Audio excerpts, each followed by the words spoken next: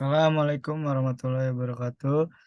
Perkenalkan nama saya Nandika Maditama. Di sini saya akan mempresentasikan tugas pra-UAS Fisika Dasar, di mana pokok bahasan di sini yaitu yang pertama ada medan magnet dan gaya Lorentz, yang kedua ada hukum Biot-Savart, yang ketiga ada hukum Ampere, yang keempat ada bahan magnet, yang kelima hukum Faraday dan hukum Lenz serta induktor dan induksi, dan yang terakhir ada rangkaian arus bolak-balik atau AC.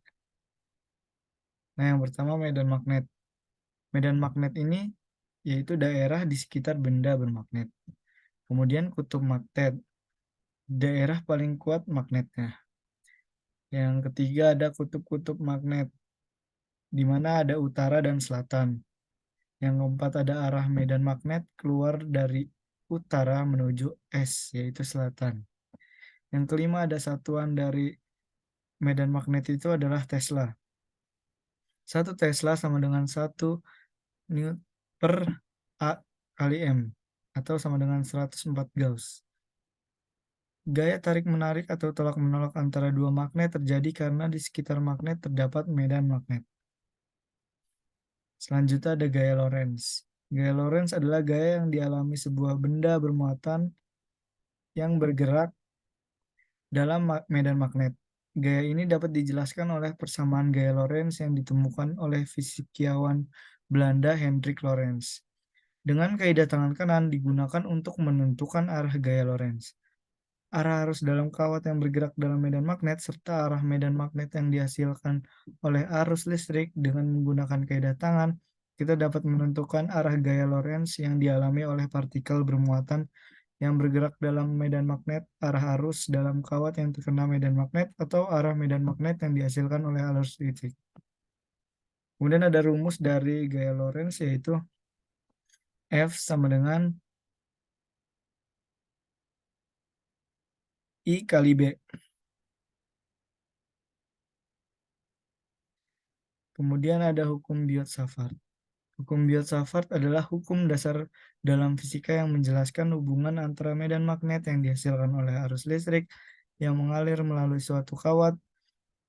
Hukum ini ditemukan secara terpisah oleh fisikiawan Prancis Jean-Baptiste Biot dan fisikiawan Prancis Belgia Felix Savart pada awal abad ke-19. Hukum Biot-Savart ini menyatakan bahwa medan magnet yang dihasilkan oleh elemen panjang dari kawat pengantar dengan arus listrik konstan, sebanding dengan arus tersebut dan berbanding terbalik dengan kuadrat jarak R dari elemen tersebut. Hukum Biot-Savart itu menentukan nilai medan magnet yang dihasilkan di sekitar arus listrik. Kemudian ada contoh gambar dari hukum Biot-Savart. Kemudian pada medan magnetik pada muatan bergerak. Muatan titik Q yang bergerak dengan kecepatan V akan menghasilkan medan magnetik B dengan rumus B sama dengan mu 0 dibagi 4V dikali QV kali R dibagi R kuadrat, di mana B-nya itu medan magnet, V-nya itu kecepatan, Q-nya itu besar muatan, mu-nya itu permeabilitas ruang hampa, R jarak muatan ke titik medan, dan R pangkatnya adalah vektor satuan. Kemudian ada muatan titik Q yang bergerak dengan kecepatan V akan menghasilkan medan magnet B. B sama dengan V 0 Q dikali Q V sin theta dibagi R pangkat 2. Kemudian ada hukum Ampere. Hukum Ampere adalah salah satu hukum dasar dalam fisika yang menjelaskan hubungan antara medan magnet yang dihasilkan oleh arus listrik yang mengalir melalui suatu lintasan tertutup. Hukum ini dinamai oleh fisikawan Prancis André Marie Ampère yang menemukan hubungan ini pada awal abad ke-19. Hukum Ampère menyatakan bahwa integral dari medan magnet sepanjang suatu lintasan tertutup sebanding dengan total arus listrik yang melintasinya. Persamaan hukum Ampère diberikan oleh rumus di bawah ini, yaitu integral B dikali ds sama dengan mu dikali I atau ampere.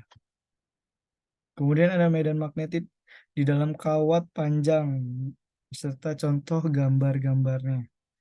Kemudian juga ada medan magnetik di dalam kawat panjang dalam silinder, kemudian ada medan magnetik pada silinder berongga, kemudian ada medan magnetik pada silinder berongga dan kawat lurus panjang. Kemudian ada bahan magnet.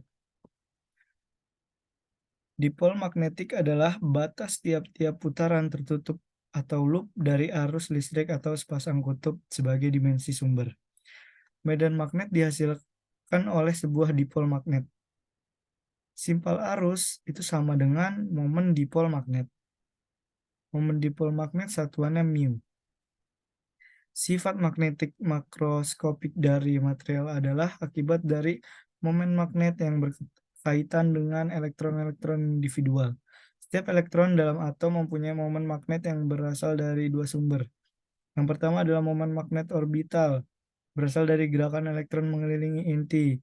Yang kedua ada momen magnet spin, berasal dari perputaran elektron pada sumbunya, yaitu up and down. Ada contoh di samping ini untuk momen orbital dan momen magnet spin.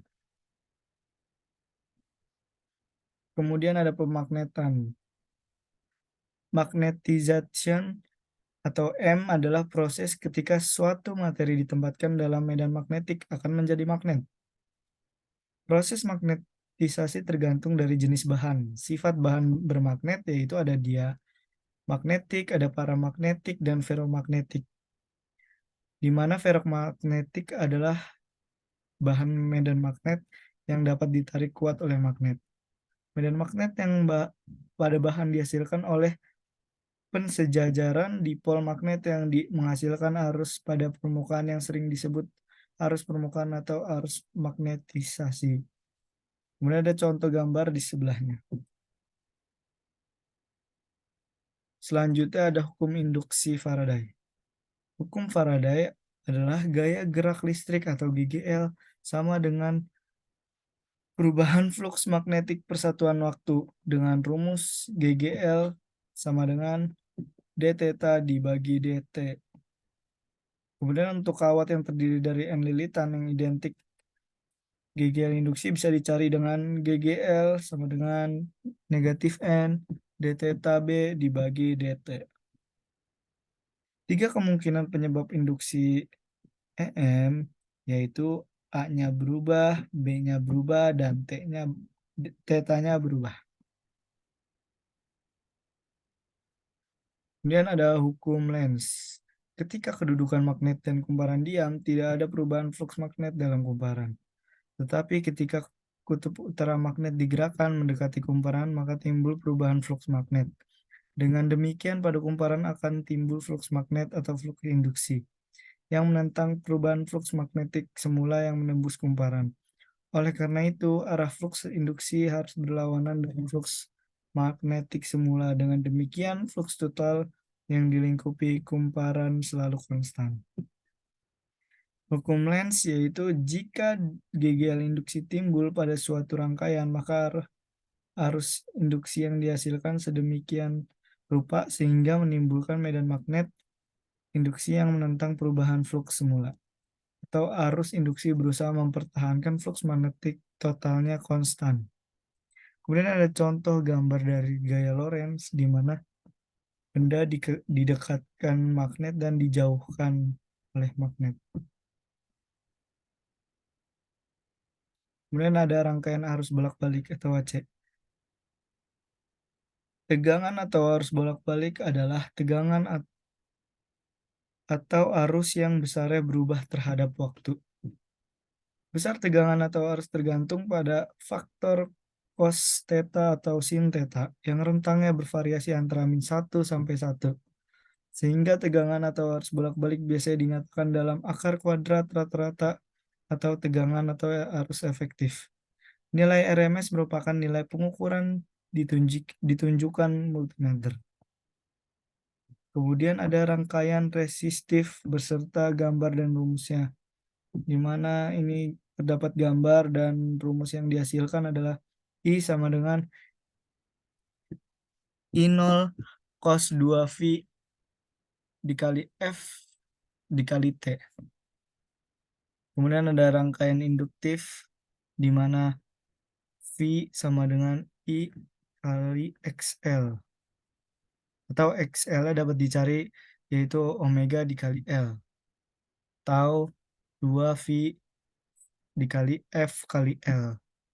Kemudian ada rangkaian kapasitif, di mana V-nya itu I dikali XC. Untuk mencari XC-nya itu sama dengan 1 per omega C. Bisa juga dengan 1 per 2 V F kali C. Nah, yang terakhir ada diagram fasor. Diagram fasor adalah alat yang digunakan dalam analisis rangkaian listrik untuk mewakili besaran fasa dan amplitudo dari sinyal sinusoidal yang berbeda. Diagram ini digunakan untuk memvisualisasikan hubungan antara berbagai sinyal sinusoidal dalam suatu sistem dan mempermudah analisis dan perhitungan. Diagram fasor sangat berguna dalam menganalisis rangkaian listrik AC. Dengan menggunakan diagram fasor dapat dilakukan perhitungan yang efisien terkait tegangan dan arus dalam rangkaian kompleks yang terdiri dari resistor, induktor, dan kapasitor. Sekian dari saya, kurang lebihnya mohon maaf. Terima kasih. Wassalamualaikum warahmatullahi wabarakatuh.